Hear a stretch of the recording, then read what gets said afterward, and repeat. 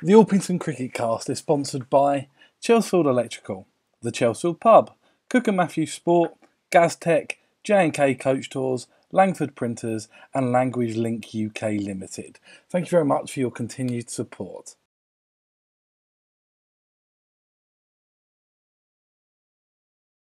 I want to be with a woman just like you. Your love from the only man who can love you like I can. Just let me be with the woman that I love. Baby girl, shine like a looking glass. Oh, mysterious girl, I want to get close to you. Cool, we are recording. What episode number is it? Because I always forget. 7. Okay. Are we good? Yeah, whenever you're ready, mate. Sweet. Okay, hello and welcome to episode 7 of the Orpington Cricket Cast with myself and Jack. We have yet another fantastic guest for you lined up today, which we are both very, very excited to bring to you. And to give the full introduction, Jack, do your thing. Do my thing. So I would describe our guest today as one of the nicest people you could have a pint with. I think that's a fair description. An opening batsman extraordinaire, some might say. The leader of the Rainbow Kids. And if you look at play cricket, although some people play cricket isn't the greatest source, but over 2,500 league runs and 2 league hundreds on play cricket today. We have Mr. Paul Gooch. Hello, Goochie. All right, fellas. Hello to the wider audience as well. Nice to we'll reach about 150 views. I'll be 149 of them, and Big Mac will be the other one probably. But a very kind introduction. You know what I mean? Thank you. So over to you, Big Mac. I'll let you take it away. Yes. So, Mr. Gooch, we'll start nice and simple. It's slightly different to the order I send you our questions for you to prepare. But I think it's a one for the wider audience. They'll desperately want to know. They'll want to know how you are, what you've been up to, and sort of what you sort of how you're getting on, really. Oh, I'm all right. I mean, I drank too much plum brandy last night, and I've got a raging hangover. But that's life in my lockdown. I'm down in Brighton. I left London in August, I think, and took myself around Asia for a good while after having a bit of a breakdown. And got very sick, actually. I contracted cholera. And when I was in Vietnam, drinking some water with some shit in, apparently. So that was good. Went back to Australia. Couldn't really be bothered with it this time round, so I decided to come back to London, and I found myself in this mess that is Crossrail, trying to get you a new tube line finished so I can go to work quicker. But yeah, when the Rona kicked in, I fled London and got myself an Airbnb in Brighton, so I'm overlooking the sea down there, and life's all right. Life's all right, but I think I'll be on the road again imminently. It's no good for me all this being caged business. So yeah, that's me. Life's all right. Don't mind it. So you go back to Oz on a foreseeable basis, or that's what played it by ear? Yeah, I mean, there's some options. I've got some options, you know. So, but I might head back to Oz. I think I might have something going on in Adelaide. Might be different, so do that. Or anyway, who knows? I don't really want to know. You know, when it feels right, and we'll do it. You know. So. Whatever way the wind blows, Paul Gooch. Exactly right, mate. Exactly right. I don't really want to know. Just take it as it comes. You know. Don't like planning too much. Brilliant. Okay, well that's today. That's current Paul Gooch and potentially some future Paul Gooch as well. Let's rewind then. What are some of your earliest memories of cricket? So playing, watching. Where did it start for you? Yeah, I mean, I suppose growing up in the 80s, 90s with a name like Gooch, and the England cricket captain was Graham Gooch, it was kind of this natural thing. Dad's a big cricket fan, and yeah, I had a fascination for it, you know. I loved all sport, I really did, you know. But yeah, earliest memories with Dad throwing balls at me in the garden, and yeah, great times. I still remember that, like some of the happiest memories of my life, you know. Yeah, and then And then I guess when I started playing properly, well, there was an advert in the news shopper, and because the Orpington Cricket Club was restarting the Colts section. I think it had been shut down a few years prior, and Russ May and under the help of the Vikings, Steve Hyden, had decided to restart the Colts. So I remember it very, very clearly, you know, like rocking up there first day. And I do have a photograph of it somewhere. It was in the local paper. But yeah, there's a few faces in there, like Pies, Chris Gaston, Yamma. Lighthouse would have been there as well. There was probably people like Gary Constable, Simon Whitehead. Yeah, there was yeah, definitely. You know, I remember that. We had a good number of people there. But so that was my kind of first memory of joining the club. But prior to that, I love cricket. And I even think back now, and I love cricket in the late 80s and the early 90s, you know. And, you know, I remember the West Indies, like fast bowling attack, you know, Walsh and Ambrose and Patrick Patterson and Malcolm Marshall. And you know, I used to love, you know, Wasim and Wacker and Mushtaq Ahmed. And then, you know, I used to go and see a few of the touring games when the Aussies came over for the Ashes and watching Warney and that, you know. Yeah, I love cricket, you know. I still do, still love it. Yeah, nothing better in the world to me than a lazy day on the sofa watching a bit of Test match cricket, you know, with a bit of breeze coming through the door. Like, life's all right, isn't it? So definitely something that we're missing at the moment. Absolutely right, mate. Absolutely right. So some phenomenal names in there that you've mentioned, both obviously international stars and Orpington Cricket Club sort of stalwarts and legends. I think you mentioned a few of that. Sure. So that sort of touched on why you went to Orpington. You saw that article, and you started playing Colt cricket. How long was it before you got the hallowed call up to the senior sort of setup of the club? Yeah, it would have been a Buffs game, the fours, and I do remember it clearly. We were away. I couldn't tell you exactly where we were, over near Dulwich somewhere, or Shooters Hill maybe. Fourth team game. And, you know, I remember rocking up, being a child. What was, you know, maybe 13 or something. And I remember going in, my dad dropping me off and going into the bar because, you know, we were all meeting at the club. I remember Jeff Davis and Buddy Moffat both having a couple of pints each before we drove over to the game, you know. So, yeah, there would have been Buddy Moffat and Jeff Davis and Russ May, Clive May. Yeah, some real legends, and then a few of us kids. I think probably myself and Yamma, maybe Matt Stanley, maybe. Yeah, there was definitely a few of us. Christoph Homer, I think, was playing. I don't know, but yeah, we went over there. And actually, I remember that game. Yeah, Russ did it at 50 in that game. I remember that. I thought he was a legend. You know, absolutely right. Him and his brother Clive. You know, he was such a patient man, Russ, and such a good coach and such a good man. You know, and Clive was just the nicest bloke you're ever going to meet in your life, but batty as well. That's some great stories, you know, and love the wind up as well. So, yeah, that's my earliest memory of playing a senior game of cricket. Brilliant. Loved it. Hooked, you know, hooked. Some more really, really good names in there. I was lucky enough to play, I think, only a handful of games right at the very end with Russ, but I mean, just such a nice person in every aspect. Yeah. Great coach, you know. Sorry, go on. No. Yeah, I was not lucky enough to experience that, but right. So, post that first game, you've got obviously you already had the bug. Was it a case of you sort of dropped in and out, or was it once you played that first game you were in? I think it was that they wanted numbers, you know, and yeah, definitely. And you know, you look at some of the names in there, they didn't want to be running around the boundaries, I promise you that much, you know. So get a couple of snappers in there. You know, you look at people like me and Yamma now, we're not the most mobile people in the world, but, you know, I probably never was, but we were certainly more mobile than a few of the older ones who didn't want to do any running around. So, yeah, there was a lot of chasing involved, you know, bat at 8 or 9 and do a lot of chasing around, and that was great. It really was. And so, yeah, we just carried on playing then. Just carried on playing fourth team and I guess up into the third team. And just to go say, just great people. And like people like Mark Penny, you know, he used to play for the third team on a Saturday, and Keith Stockbridge, like great times. And, you know, we did all right.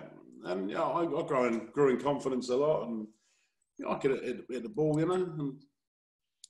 And what I love about that era of Orpington, you mentioned a few of those names, but they're prominent figures at the club.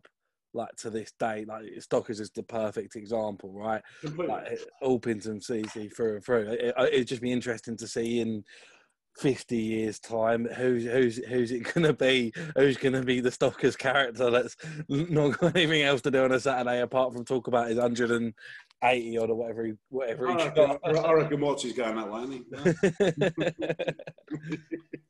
Definitely, Wattsy is rooted in that. Yeah. Watts he'll be there in 5 years, not 50 years. So you started playing 3s and 4s, but it wasn't too long before you started to move even higher up, Mr. Gooch. What was sort of the next steps for you after those? Well, I'll kind of take it with a sidestep because we used to play very, very competitive cricket on a Sunday. It really was. So I managed to get picked in the Sunday first team. So we used to have 2 teams. And that was a great team because, you know, you'd have Sanj Patel and, you know, maybe the Bovises were playing and Robbo and Neil Bradford would play. Like good cricketers from Slim Brewer and people like that and Mark Penny, Brush. And then, you know, the likes of me and Lighthouse and Stan and Yamma. And it was good cricket, you know. Like, you used to travel with Doka. Yeah, Doka definitely used to play as well a lot. And we used to go over to, like, play the other sides outside the Kent League. So we go over to places in Surrey like Banstead or Honour Oak, or we go over to Brentwood or Romford and Gideon Park, places like that, and play some really, really competitive cricket. Great games. I mean, I'm not saying I contributed great, you know, but, you know, it was great to kind of be around people like Sanj, you know, and watch what an amazing cricketer he was. And even like Robbo being young, you know, like great games of cricket and great to be involved. And it kind of gave you that kind of, that real bit of bite, you know, because 3s and 4s cricket is great and it's a great learning experience. But when you're playing like some more serious kind of cricket, you learn a lot from that.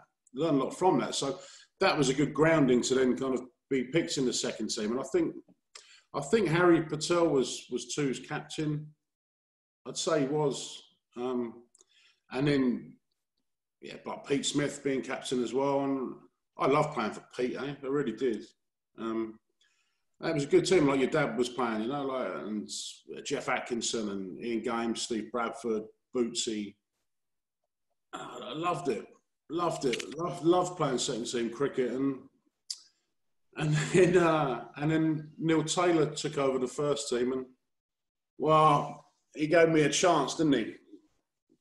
But I do remember Mr. Taylor not being that impressed with me because we used to have winter nets on Saturday morning down at Seven Oaks by the Vine there, and I was quite keen on a few drinks on a Friday night normally, you know what I mean? So Tubby would pick us up and run us down there, and yeah, the ball was going through pretty quick. But anyway, one day Neil Taylor brought Derek Underwood down, you know, England legends, brought Derek Underwood down to coach us a bit, and I remember thinking, well, fuck him, you know. So I first ball Derek Underwood, how many test wickets he's taken, I came dancing down the track, slipped, ball cracked me in the head. And that was fairly embarrassing. Yeah. He just got me out every ball, I think. I just kept on trying to smash him over cow. But then Neil was involved in like coaching some of the other Kent like younger sides as well. And I played some rep cricket there, and yeah, I let myself down a bit, really. You know, I was never really in it for the long haul. I like being a bit flashy, you know. I never wanted to hang around and bat all day for 100, you know what I mean? I like scoring a quick 50, you know what I mean? I liked a few fireworks. I like getting into the bowler. I loved a bit of confrontation, you know. I loved giving it to the bowler, you know. With the bat and with the mouth as well, you know. But it was good, you know.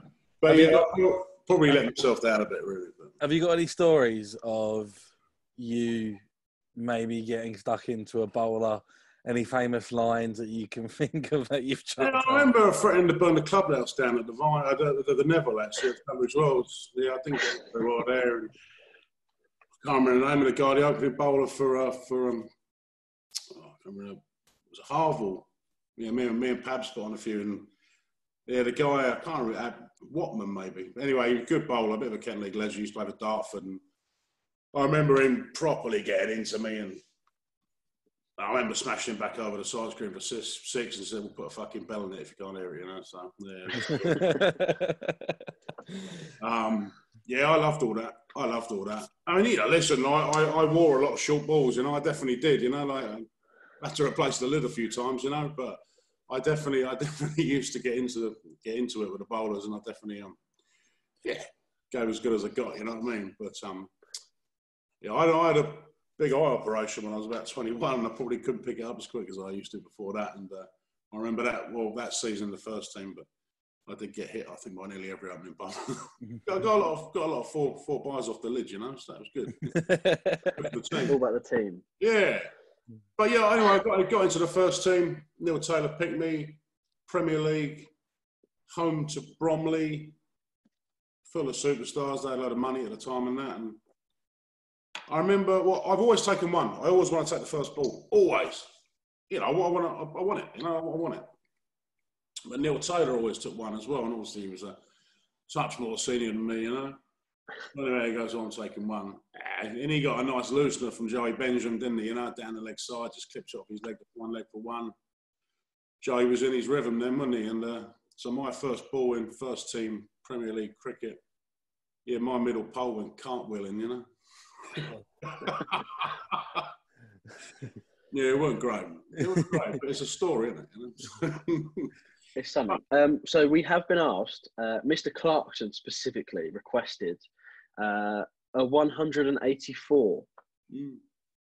Yeah, there's a bit of a debate over the number. I always thought it was 184. Mike Knight always tells me it's 182. So, but that was a midweek game. That was away at Grove. We used to play like it was brilliant. We used to play 2-day cricket over at Gravesend, but they kind of filled it out to like a 1-day game in the end. But always a great like summer game in their cricket week over there. But yeah, one year I did set fire a bit, and yeah, I did smash 180. It was good. It was a good feeling. I mean, I wasn't very proud of it though, because I did fucking middle one on 182, and I did walk, and Ben Hyden gave me like, "Come on, mate," and I was like, "Yeah, fair enough. I've had enough fun now," so I did walk off. But that was a good day. I don't remember a great deal about it because they set me up afterwards. They had me on a stool doing shots of tequila because everyone was doing shots of tequila. But it turns out afterwards everyone was doing shots of water apart from me. So, yeah. So I was all kinds of drunk that night. But yeah, it's in the book somewhere, I'm sure. But it was a good day. Would you say that's your best innings, or is there a time that you felt that you've done better than you haven't got as many runs? Yeah, I mean, in terms of like number of runs, I suppose, yeah. But I've always been quite free flowing, and if it comes off, it comes off. I wasn't probably the cleverest cricketer. Like I said before, I like fireworks, you know, and I like the battle, and I like taking it on. And many times opening up, you know, I'd smash a 30, 40, 50, you know, take a bowler apart early on, but, you know, I'll be back in the hutch at, 7 hours gone, you know what I mean? Smoking cigarettes and walking the boundary. But, yeah, I mean, I guess that was probably the day where, you know, they didn't get me out. I didn't get dropped or anything either, I don't think, that day. So, yeah. I hit a few hundreds, you know, league hundreds, but it might sound a weird thing to say, but I was always more satisfied taking a bowler apart than batting for 50 overs and getting 100. Maybe because I'm fucking a bit fat and a bit lazy, you know what I mean? But, you know, it used to bring me great satisfaction. I love the challenge. I remember playing down the Moat. And at the home game in the Moat, I absolutely destroyed their opening bowler. Kept on smashing them over long on. So we get down there for the away fixture, for the return leg. And first ball, I look up and he's got someone down there. And anyone sensible would just go, well, I'll take one, won't I? You know? Maybe I'll take two. But I didn't. First over, I tried to smash him over long on and got caught. I was like, well, you know, if you don't buy a ticket, you're not going to win a raffle, are you? No. So anyway, yeah, it was good. Yeah, my first team career, I played a bit, you know, but I never really set the world on fire, you know. That side was a good side as well, though. If we that first team back, like you mentioned some of the names that played there. That first team is you would probably argue Orpington's best ever team. Right, it's brilliant, you know. It's brilliant. And Neil Taylor and Neil Bradford was bowling so well, and Sandra was still playing. Robbo was gold. Like Robbo was so good. And yeah, we had a great team. It was a good team, you know. I really enjoyed it, you know. Really enjoyed that time. Right, we're going to zip forward now to, I think, one of your defining eras, I guess, shall we say, which is, of course, the Rainbow Children. For anyone who maybe isn't familiar, could you just run through what it was? And then for those who are more familiar, what was the sort of thinking behind it, and what did you want that to really stand for? I mean, I'd been away from the club for about a season and a half, living abroad. And I got the job by chance, really, because Simon Whitehead was supposed to be captain that year. He'd been offered a job in South Africa, I think. So I can't remember to this day who called me. It would have been the chairman of playing, and maybe it was Neil Bradford who was chairman of playing at the time. And he called me, he goes, do you fancy doing it then, you know? And I kind of thought long and hard about it, because I'd not captained well, maybe I'd captained a Sunday side, but I'd not captained a league cricket side, you know. Something I always wanted to do, but I wanted to make sure if I was going to do it, I was going to fucking do it, you know. Like, if you're going to do it properly. And, you know, it was a side that it was just, you know, the wheel just kept turning, you know, like playing in that second team prior to that, and it was good, you know.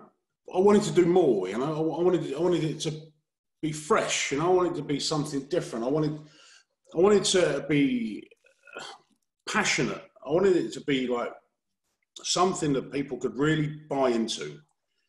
And what I wanted to take players who perhaps weren't the best players, you know, they weren't the best players, but to put people together with the same mindset and the same desire to build a real team, and to bring those people together. And, like, you know, people like Rodders, who had never, you know, played twos cricket before that, and like Scott Truman, Michael Knight, yeah, and like youngsters like Alex Graham at the time, but then with guys like Ian Game and Jeff Atkinson, who just really, really, really bought into the whole idea of it, you know, and Matt Naylor, and then bringing people like Tubby Tell, brilliant to have someone like Tubby in there, you know, really, really bought into it. And I guess what I wanted that team to be like a Bruce Springsteen song, you know.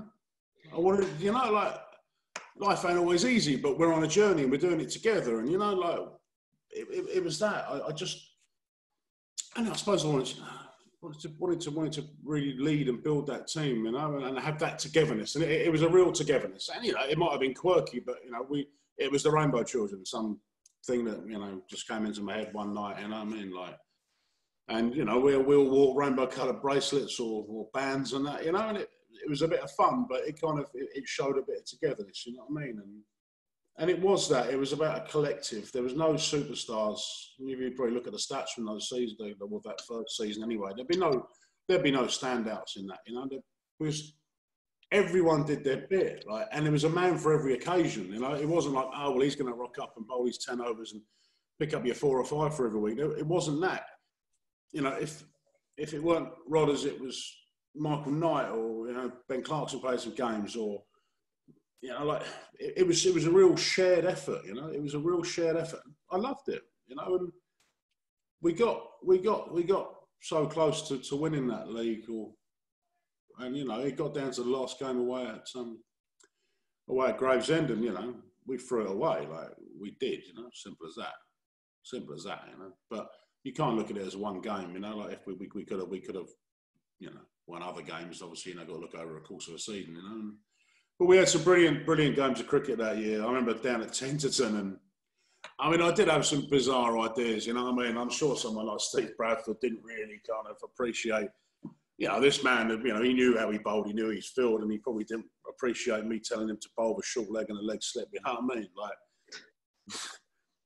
but other people, you know, were all right with that, because it was about trying ideas. It was about doing something a bit out of the box, a bit wacky. And I mean, maybe the batsman going, oh, this is a fucking strange field, where, you know, I've actually got to try and play a shot here, you know what I mean? it wasn't a traditional cricket. It was jazz. You know what I mean? You know, this wasn't like English folk music. This was fucking proper psychedelia. You know what I mean? Like we were trying things, and that game at Tenton, I remember they were about 300 for one. Eh? Not looking great, was it? But I did manage to convince their captain to declare. And I never went into any one of those games that season not thinking we could win. And it was great because I looked around that dressing room and was like, yeah, of course we can chase that down. And we did, you know. I remember that game, like Rob Manick batted brilliantly and Pete Smith got some, I got a few, you know, like. Everyone contributed. And it was that, you know, it was everyone contributed. Everyone was up for it. Everyone was always up for it, you know. And that's what I loved about it. And it was great season, that first one. The second one as well, we didn't do so great. And, you know, we had a few changes of personnel and that, you know. But it was still great to kind of captain that side. And I'll never forget that season, you know. And people like Rodders and young Alex Graham and Tubby Tell. Michael Knight was just my main man, you know what I mean? But Jeffrey and Ian Game and Matt Naylor, you know, they all bought into it. It was a great summer, that first one. It was a great summer, and we got very close, you know. Well, it's strange because you hear like those stories. Obviously, a load of those people are still around the club now, but when you're enjoying cricket, and winning, they go hand in hand. When you win, you enjoy cricket, and when you're enjoying your cricket, you tend to be winning. And I think as a club, and I think that's probably something that we've lacked over the last few years, definitely across all sides, is the enjoyment factor still been there? Is the winning, and the winning factor has? I think it's more so if you lose as a captain, it's your job to get the boys up again. You know, it's easy, isn't it, when you're winning every game because everyone rocks up with a smile on their face. It's when you take the hits that's when it's difficult. And you know, I would phone around everyone every week, and you know, it was kind of before like WhatsApp groups and that, you know, but we kind of, you know, I kind of was staying in touch with everyone the whole time, and you know, I might play a few songs and send everyone a song to try and get everyone going. You know what I mean? It was good, and everyone bought into it. But it was the hard times that made it more worthwhile and made it more rewarding as a captain, I suppose. You know, I think that's what from my perspective, as I think at the time, fours and threes, well, we're still sort of flirting between the two. It was this sense of people really wanted to go up and play in the twos, whereas I think maybe before that, and maybe even a bit past it as well, there has been a reluctance of some people to go and play not just twos, but play another team because they sort of agreed. And I would have been the same when I was a kid. You know, like didn't really want to go up to the second team. You know, I was comfortable in the third team. You know, but you know, it's different level and different people, and they've got this team already in place, and you're everyone's in imposter syndrome, especially when you're young. You know, but that's got to be a massive compliment to you, Yuchi, where it's like to get that mentality of people wanting to play under you. Like, so I hope that was the case. I mean, you'd have to ask other people that. You know what I mean? Like maybe I'm delusional. You know, but. But Big Mate hit it now on the head. It's like you hear these stories of people that wanted to play in that Rainbow team, that Rainbow Kids team, and I think that's something that you may not have been, by your own admission, the greatest cricketer, but you've got that memory and that season where it will go down in folklore for OCC history. I hope so. It's still something that I think about. You know, it really is. You know. Has it inspired any music from you, Mr. Gooch? No, I mean, I always play a few tunes, mate, you know what I mean? I'm actually working on like a rock opera at the moment called Lockdown in Wuhan. It's about 17 minutes long. You know, it goes for a few peaks and troughs, got a bit of spoken word in there, you know? That sounds like something that everyone would love to listen to at some point. Rock opera. I'm excited to hear it. I can actually see a guitar out the corner of my eye, and I'm thinking, should I do that or not? I don't think the recording's got 17 minutes left on it. Yeah. We'll have to save that for the next I'll one. send that through or something. Yeah. Well, our intro music, if you've seen it, is obviously Big Mac singing "Mysterious Girl," so anything to replace that. So definitely anything to replace that. Well, those are obviously the Rainbow Children is going to make up. You said it before. You know, you remember that season. It's one of your sort of treasured times at the club. What are some of your other sort of favourite memories or particular stories that stick out to sort of summarise your time with the club and as sort of special ones for you? Well, so many of it takes place away from the cricket pitch, doesn't it? You know, and I think that's what I love about the club. And yeah, even now, I suppose that's the point. You know, I haven't played cricket for Orpington for actually a number of years now. You know, I don't even think about it, but yeah, a long 6 time. years. You know? Yeah, maybe, probably longer. I don't know. 2014, you played 2 friendlies in 2014. Did I? Yeah, I did my research. Yeah, I actually remember that now. Yeah. Anyway, the point is, I can still rock up at that cricket club, and it's like I was there last week. Do you know what I mean? That's what I love about the place, and so many good times in that bar. And as a young man, and this is a real thing, isn't it? Like, when you walk into that bar, or even out on a cricket pitch, it doesn't matter if you're 14 or 70. We're all the same. Do you know what I mean? Which doesn't really happen out in the real world, you know? Like, within that bubble, we're all just blokes who like a drink, want to play a bit of sport, have a chat, talk about life, have some fun, you know what I mean? Like, that's what I fell in love with about the club. It didn't matter who you were. And it didn't matter if, you know, you were an accountant in the week, but at the weekends, your captain was a bricklayer. Do you know what I mean? Like, it's such a leveller. It was such a leveller, you know? Status doesn't come into that cricket club, you know, because we're all just blokes who want the same thing, you know.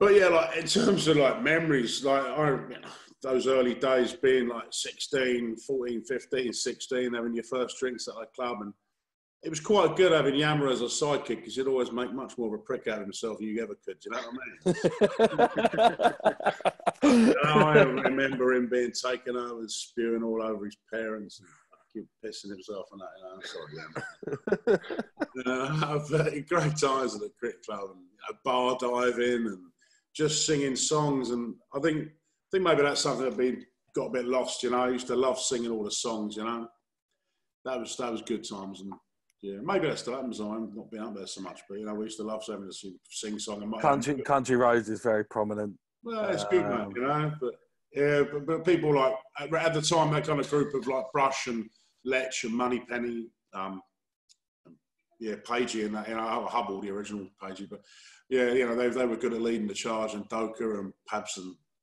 you know, Sanj and Robbo and Bradders. It was good times. Yeah, I don't know. I mean, you put me on the spot a bit really for kind of actual, you know, events, but I don't know. Just as a collective, just a brilliant time. You know what I mean? Like a brilliant time. And some of the Colts tours we used to go on, you know, kind of think back now and you think, how's that kind of a Colts tour? You know what I mean? Like, we used to go up to all kinds of mischief, you know, not befitting of our 14 or 15-year-old selves. So it's good. And thank you very much to Gordon Hall and that for taking us on that journey a few times. You know, they were great times. And I don't know. Nothing. No one story springs to mind, but just The whole thing. fun, Just love it. And you always. It was just that wonderful feeling to walk off the pitch with 20 points in the bag and waiting for the other teams to come home. And those big 20 point, and you know, the jugs going round and they're singing and the merriment and the madness. It was just great times, though, and great people. And you know, you could have a conversation with anyone, like I say. No, very, very, very grateful for all those times, though. I think that is a nice point to sort of finish my questions on. There was one more, but I don't think it's going to fit in with what that is. I think that sums up your time really nicely with your experiences and your memories. So, Mr. Gooch, as you are aware, we ask all our guests to come up with a theme. We give them a theme, and your one was to make your 1 to 11 of your dream rainbow children. So who you would want in your rainbow 11, were it to be back together for one last rodeo? Yeah. We did actually have a comeback game there a few years ago. I've got a photo of it somewhere. It was an inter-club game, or we had an invitational side. Yeah, I'll probably find that somewhere. Yeah, that disappointed me because they sent a lot of brilliance. You know, it was for the stage was set for us to win a trophy for once, but you know, someone ruined our day anyway. But all right, I do have this, but again, I'm sure most people you put on the spot will probably forget people, and I do apologise for anyone who was a key player there. And Anyway, I mean, I have to be in the side, you know, because I was captain. So number one with me opening up. Definitely number one. No other spot. You're taking Exactly. first ball. And then I've gone for Ian Game.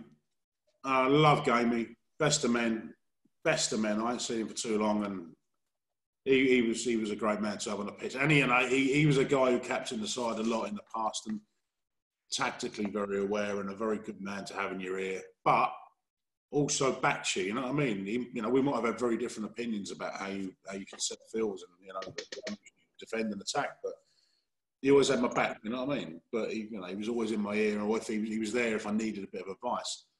And that'll go for my number 3 as well, because that's Jeff Atkinson, and I can't speak highly enough about that man, you know, like best of men, the best of men. You know, like from a young age, he used to be a bit flashy, and I hope other people might remember this, but when he lived at Badger's Copse, you know, he must have been captain, but whenever you phoned him, he used to have a voice, sort of like a voicemail on like his home telephone. But it was the song "Boys of Summer" by Don Henley. I don't know if you know that song or not. And he would play a few bars of it, and it'd be, "And hi, this is Jeff. I'm probably out having more fun than you right now. Leave a message." But Jeff Atkinson, number 3, great man. Couldn't say more than that about him, really. And then, I'm not sure how many games he played for the Rainbow Children, but he definitely scored 100 down at Hythe, I'm going to say. Ben Clarkson, Centurion. And so Ben Clarkson at 4, actually. Is that 4? That's 4. Yeah. Yeah. You see, I wrote someone down and I dropped him, so my numbers are about, I see. And then I'm going to go for my number 2, Michael Knight.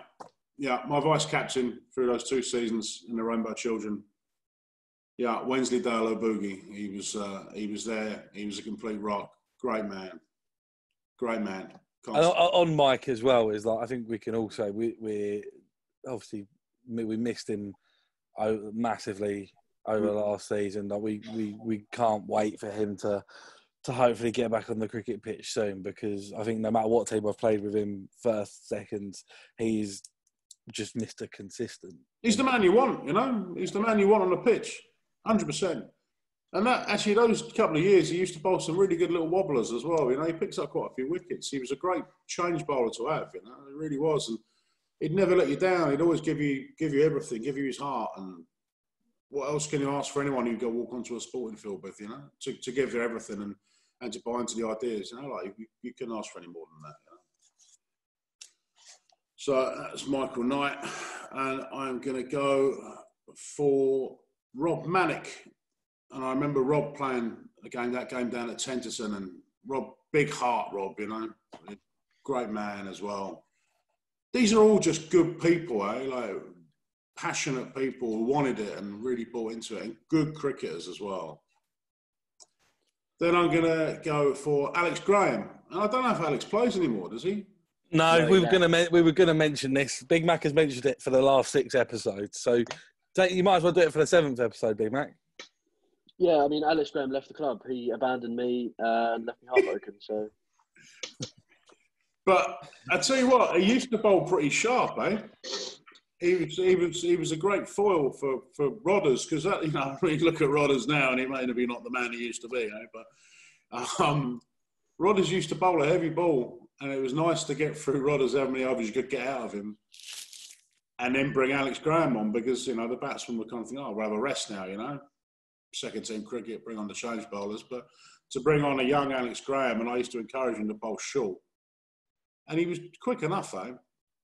So that's Alex Graham, and I mentioned Rodders, so I might as well talk about him now. But again, in the same mould as the rest of the people I talked about there, are just a real team man, tireless, just absolutely charge in, and he'd give you everything.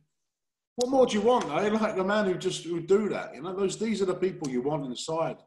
Maybe not the best cricketers in the world, but become better players because they're surrounded by people with the same mindset who want it. You know, that's the thing. And Rodders epitomised all of that. You know, he epitomised all of that to me. He worked so hard, and he was such a great bloke. Anyway, I'm going to throw in the next Tubby Tell. Toby Tell kind of came in halfway through the first season, bowling his off spin, batting 8 or 9, and again, wouldn't let you down, and a great man to have in your ear. You know, played a lot of cricket, a lot of ideas, but again, would always back you. Toby Tell, great man, like great man, and all good people to have a beer with as well. You know, just good people. Then I'm going to go with a wicket keeper, and we had a few that year. I reckon we had Scott Truman and Connor definitely kept a bit, but I'm going to go for Toby Watkins. I don't know if any of you know Toby. No? I remember the name. You know, Toby was a hell of a cricketer, right? But he only hung around for about half a season. But yeah, but Toby Watkins is a great cricketer, and he was a very, very good wicket keeper. And if he stayed around the club, he would have played a lot more cricket higher up the club as well, you know. But yeah, Toby's a great man, so he makes the cut, and he again, you know, he bought into the whole idea of it. And then finally, I'm going for Matt Naylor. Naylor was ever present, I think, for the most part of those 2 seasons, and again, he didn't mind you changing his role.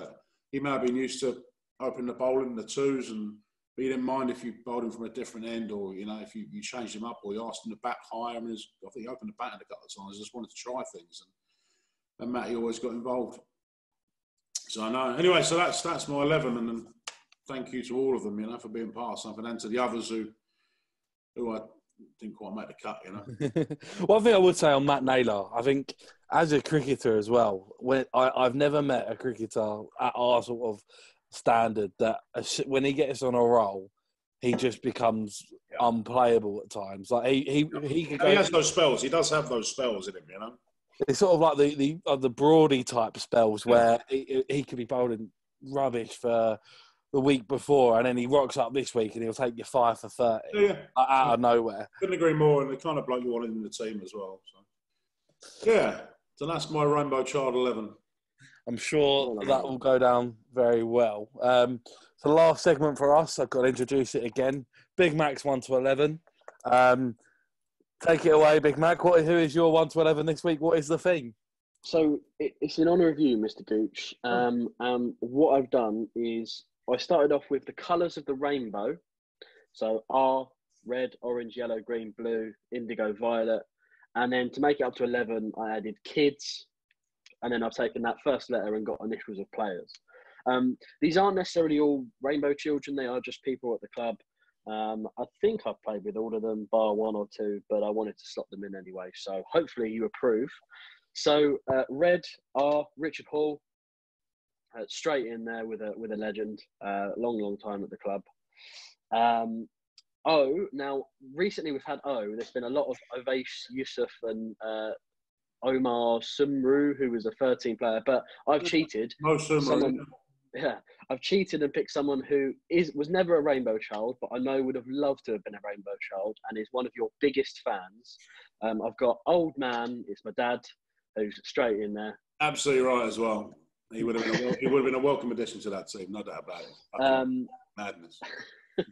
Y, I've picked in one of your best mates, Yamma. G, I've got Jeff Atkinson. B, I've got Ben Clarkson.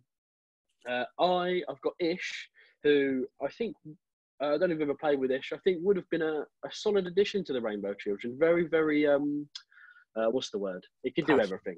He's passionate. Yeah, he's passionate and he could do everything. He would never turn up on time, though. Sounds all right for me.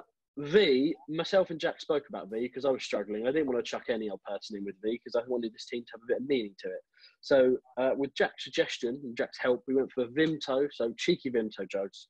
And under that bracket, I've cheated again. I've added in someone else, and it's 2 people who, when they're at the club, they don't necessarily play anymore, but they just bring a new level of fun to it. And that is Paul Gooch and Chris Gaston are hidden under the V. You're both in there because you're legends when you come back.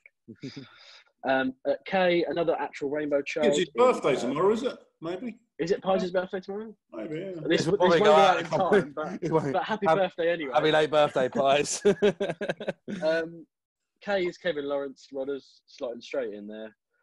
I, Ian Ellis, PC. He's not made it in for an I yet, and I thought he was overdue. D, David Robinson. And S, I've picked someone who I've not picked yet, because I always usually go for Sam Coleman, which I think is a bit unfair on this person, because whilst he does no longer play for the club, he does remain a friend of everyone at the club. Sam Clarkson. And he was definitely a rainbow child as well. He definitely played. He was in there. Yeah, he was definitely. So there's my 1 to 11 for you, Gooch. I hope you approve. Oh, absolutely, mate. Absolutely.